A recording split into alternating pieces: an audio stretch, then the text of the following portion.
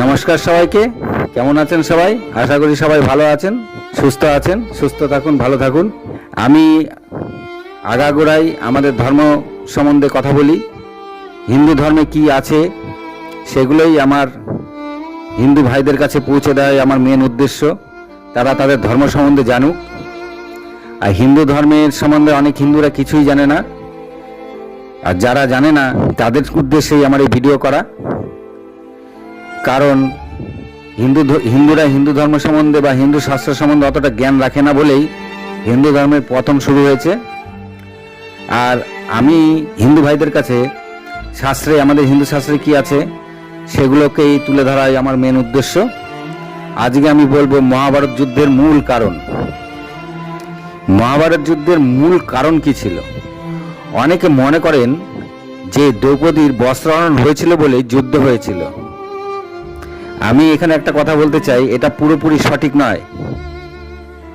মূল যে ব্যাপারটা ছিল তা হলো শ্রীকৃষ্ণ যখন প্রস্তাব নিয়ে এসেছিল পঞ্চপাণ্ডবদের দূত হয়ে, তখন প্রস্তাব রাখা হয়েছিল যে পঞ্চপাণ্ডবদের যে রাজ্য, সেই রাজ্য তাকে ফিরিয়ে দেওয়া হোক। তখন রাজসভায় ধৃতরাষ্ট্র, দুর্যোধন এবং অনন্য ভীষ্ম, দ্রোণাচার্য সবাই ছিল। সবার সামনে শ্রীকৃষ্ণ যখন এই প্রস্তাব রাখে, তখন দুর্যোধন একমাত্র বলে যে না, তাদের রাজ্য আমি ফিরিয়ে দেব না। পরে শ্রীকৃষ্ণ তাতেও মৃদু হেসে আবার ধৃতরাষ্ট্রের উদ্দেশ্যে বলে যে রাজ্য যখন দেবেন না তাহলে তাদেরকে অর্ধেক রাজ্য দিয়ে দিন। তাতেও দুর্যোধন রাজি হয়নি। পরে শ্রীকৃষ্ণ বলেন ঠিক আছে, 5 ভাইকে 5টা গ্রাম দিয়ে দিন। তখনও দুর্যোধন রাজি হয়নি। যখন কিছুই দেয়নি, শেষমেশ কৃষ্ণ বলল ঠিক আছে, 5 ভাইকে 5টা গাভী দিয়ে দিন। কিন্তু এখানে ধৃতরাষ্ট্র কিচ্ছু বলেনি, ধৃতরাষ্ট্র চুপচাপ শুনছিল। এখানে ভীষ্ম ছিল, দ্রোণাচার্য ছিল, সকলেই ছিল, কেউ কিচ্ছু বলেনি। দুর্যোধন বলছে না, তাকে গাভীও দেব না।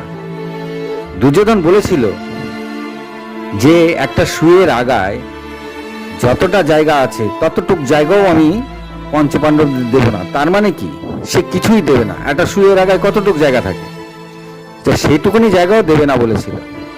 তাহলে বোঝা গেল দুর্যোধন পাণ্ডবদের কিচ্ছু দিতে চায়নি। তখন শ্রীকৃষ্ণ ধৃতরাষ্ট্রের উদ্দেশ্যে বলছিল যে আপনারও কি তাই মত? তখন ধৃতরাষ্ট্র চুপ করেছিল, কিছু বলেনি। তখন শ্রীকৃষ্ণ ওই রাজসভাতেই এলান করে গেছিল যে তাহলে যুদ্ধ হবেই, আর এই যুদ্ধের জন্য প্রস্তুত হন। কিন্তু এইখানে বলে রাখি, যারা মনে করেন দ্রৌপদী বস্ত্রহরণের জন্য যুদ্ধ হয়েছিল মহাভারত, আদতেও তাই না। আরে দ্রৌপদীকে তো বিবাহ করেছে, তারও ভীমকে বিষ খাইয়েছিল দুর্যোধন, বিষ খাইয়ে ফেলে দিয়েছিল গঙ্গার মধ্যে। তাহলে তখনও করেছিল। দ্রৌপদী বিবাহ হওয়ার পূর্বে লাক্ষা গিয়ে 5 ভাইকে আগুন দিয়ে জ্বালিয়ে দেওয়ার চেষ্টা করেছিল দুর্যোধন। তাহলে কি দ্রৌপদীর বস্ত্রহরণের জন্য যুদ্ধ হয়েছিল? না।